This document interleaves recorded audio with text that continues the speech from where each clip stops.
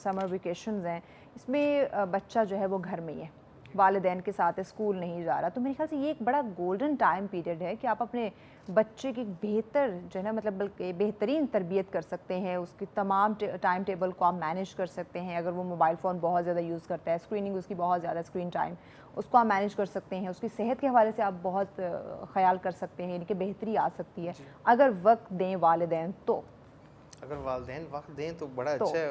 हाँ, तभी मैंने कहा बच्चे अगर को वालिदैन वक्त दें तो बच्चे को कहें कि बेटा बुक रीडिंग करें, हाँ, उसे अप्रिशिएट करें, उसे बेटा अपने साथ इंगेज करें। बेटा आपने बहुत अच्छी रीडिंग की है, आप हाँ, मुझे राइटिंग करके दिखाएं, तो उसे कोई ना कोई इनाम दें, अप्रिशिएट करें, बेटा वेल यस, डन, अब आपने ये अच्छा किया, अब आप क्योंकि मैंने इस टाइम को वो पॉजिटिव यूटिलाइज करें। उससे ये है कि जो बच्चा है ना वो हाँ, उसका कॉन्फिडेंस भी ज़्यादा होगा और यस, बाकी चीज़ों से निकल आएगा कि ये काम अच्छा है, पढ़ाई अच्छी है, कि मैं अच्छा रीडिंग किया, मुझे बाबा ने ये चीज़ ले दी, हाँ, अब मुझे मामा ने ये चीज़ ले दी। बिल्कुल, उस बच्चे का टाइम टेबल ऐसा सेट करें कि उसके अंदर एक शौक पैदा हो जाए पढ़ाई का। अगर बिल्कुल। अभी से वो शौक पैदा हो गया तो आगे आने वाला जो कंपटीशन है उसमें इंशाल्लाह वो क्योंकि कामयाब होगा। ये जो वेकेशंस का ये जो टाइम पीरियड है, मैं समझती हूँ कि ये बच्चे और वालिदैन दोनों के लिए इंतहाई अहम है। जी, ऐसे बच्चों को अपने साथ हाँ, एंगेज करें, अपने साथ काम में। यस, माओं को चाहिए कि बच्चों को कहें आए बेटा किचन में मेरे साथ हेल्प करें, नमाज की पाबंदी करवाएं, हाँ, मॉर्निंग वॉक पे गए, बेटा मॉर्निंग वॉक यूजुअली पे आप चलो। देखें, नॉर्मली चले बच्चे ने स्कूल जाना होता है, वालिदैन ऑफिस चले गए, तो वो दोनों जब वापस आते हैं थके आ रहे, उस तरह एक दूसरे को वक्त नहीं दे पाते,